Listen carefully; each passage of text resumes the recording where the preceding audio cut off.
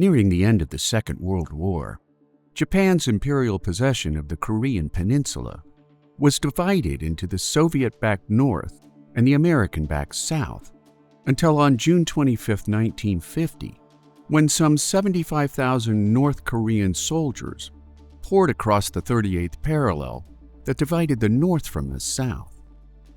In response, President Harry S. Truman and his top military advisors viewed the North's aggression as more than just an ongoing conflict between a long-divided Korea, but rather a war against the spread of communism, which would ultimately lead to wider conflicts with the Soviet Union and China. In the minds of Truman and his advisors, non-intervention was not an option, prompting Truman to explain that if we let Korea down, the Soviets will keep right on going and swallow up one place after another. By the time American fighting men entered the Korean peninsula, North Korean troops had already reached Seoul, the South Korean capital, marking the Korean War as the first major conflict during the 45-year Cold War between the Soviets and the West. Beginning as a defensive war aimed at pushing the communists out of the South, the Americans found themselves in bed with poorly trained South Korean soldiers who fled battlefields at the slightest provocation, until Truman and Asian Theater Commander General Douglas MacArthur changed the American objective into an offensive war. The strategy shift would see a massive amphibious landing at Incheon, which pushed North Korean forces back across the 38th parallel. But when the Americans pushed farther north to the Yalu River and the Chinese border, Chinese leader Mao Zedong sent troops into North Korea, threatening an all-out war with the United States if the Americans failed to pull back from the Yalu boundary. President Truman had no stomach for an armed conflict with China, resulting in an American pullback from the border, while MacArthur maintained that anything short of a wider war represented a knuckling under to communist threats.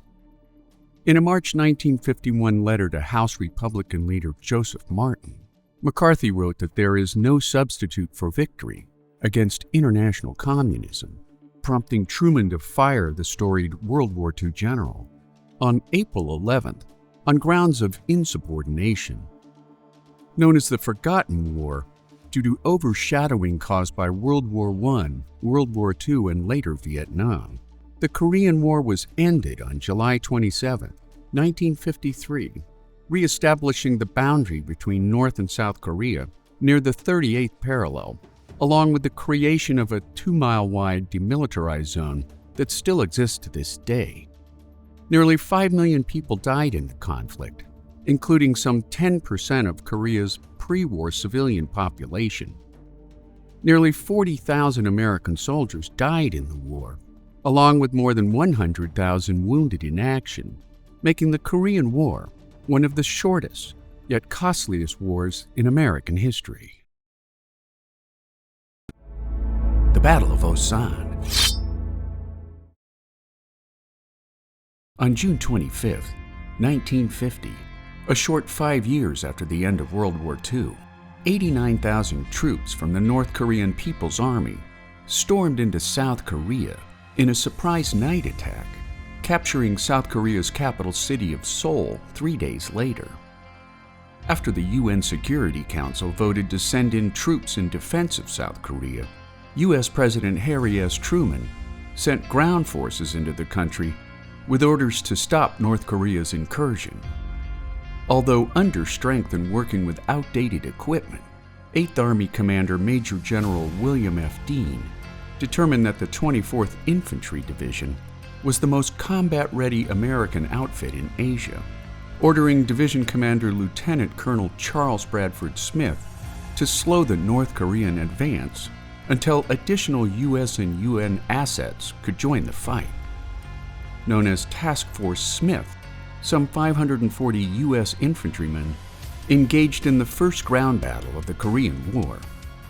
Most of Smith's men were teenagers with 8 weeks of basic training and zero combat experience, and after they established a forward base at Daejeon, on July 4th they advanced just north of the village of Osan, where heavy rain and cloud cover made air support impossible.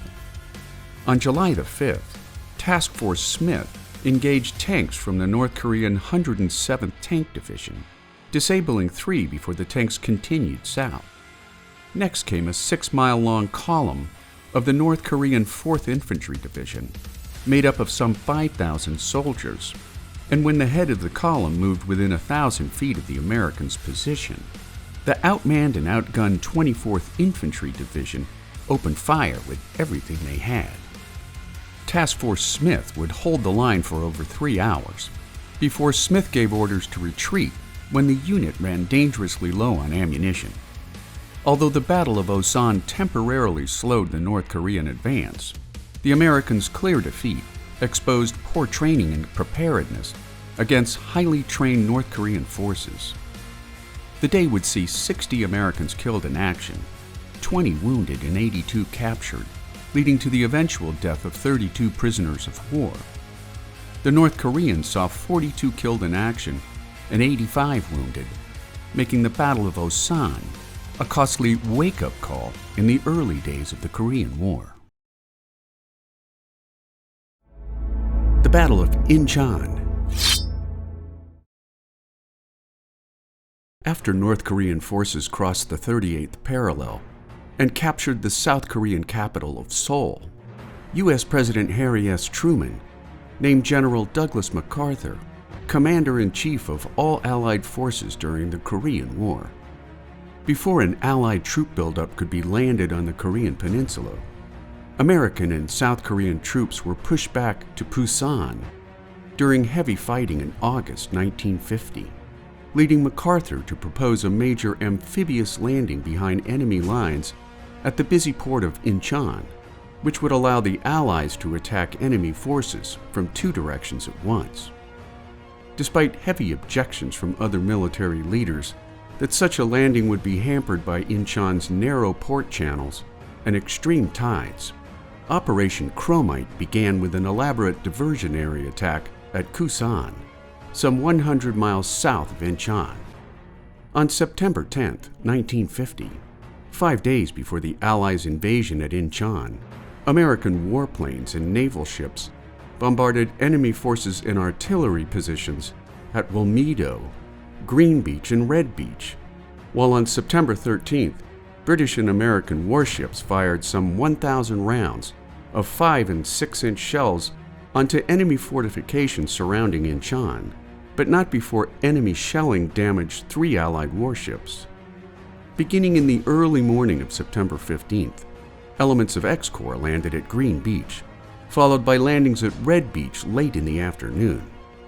By nightfall, all enemy defenses at Incheon had been neutralized, allowing Allied forces to begin their assault on Seoul, some 25 miles to the northeast. On September 17th, Allied forces took control of Kimpo Airfield west of Seoul, the largest and most important airfield in Korea, and after an attempt by North Korean forces to retake the field, an overwhelming Allied force moved into Seoul, pushing enemy forces back across the Han River.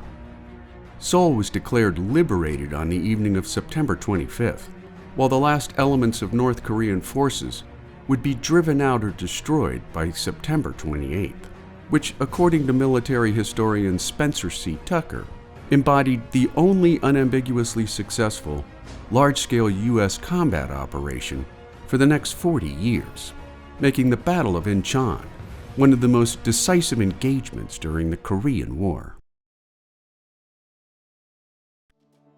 The Battle of Pakchong.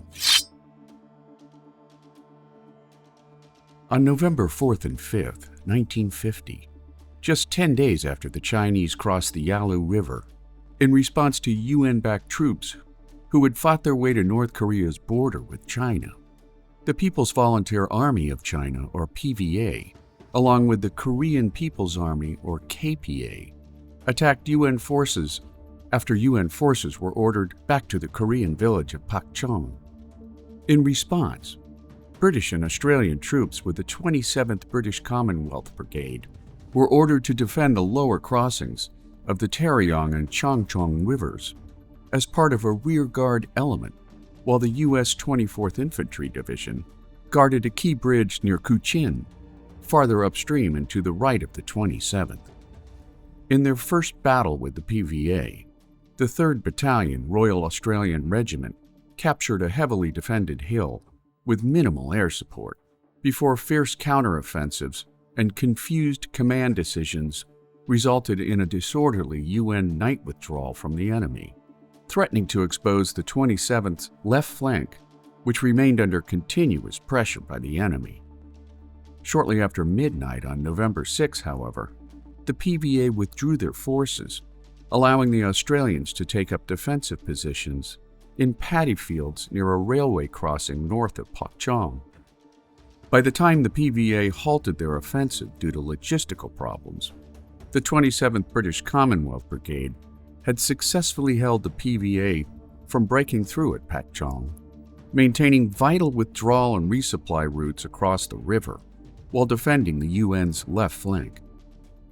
The battle proved costly to both sides of the conflict, including 12 killed and 70 wounded for the 27th, while Australian estimates of 200 PVA killed and 200 wounded was later confirmed by Commander Wu Xinquan of the PVA's 39th Army.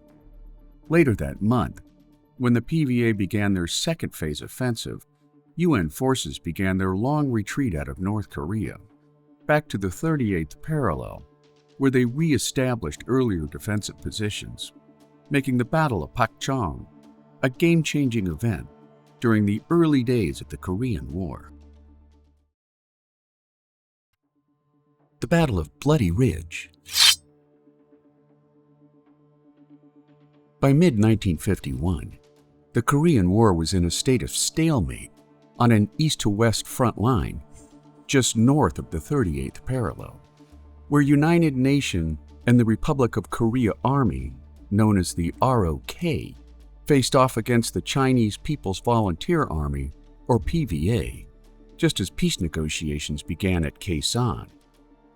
In an attempt to eradicate a PVA observation point that directed heavy and accurate artillery fire upon UN positions several miles to the west, U.S. Ex-Corps Commander Major General Clovis E. Byers engaged the enemy on August 18th at what would become known as Bloody Ridge.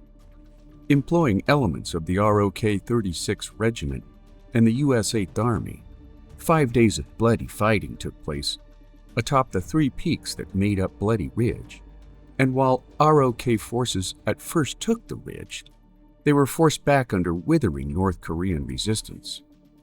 Protected by strong bunkers and well-seeded minefields, the North Korean Communist fighters would take cover when UN artillery fire and air support was sent in, only to re-emerge from their bunkers when US and South Korean forces stormed up hillsides.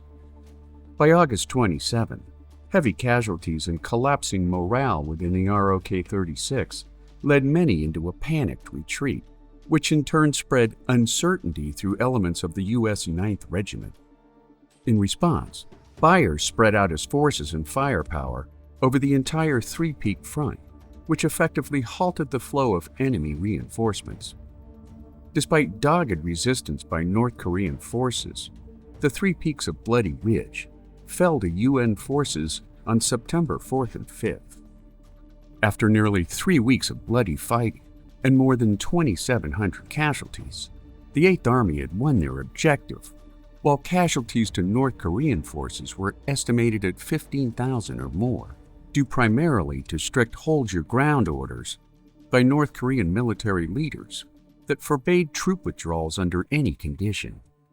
Pushed from Bloody Ridge by superior UN artillery and air support, the North Koreans would regroup at new positions just 1,500 yards away, atop a second hill that would soon earn the name Heartbreak Ridge.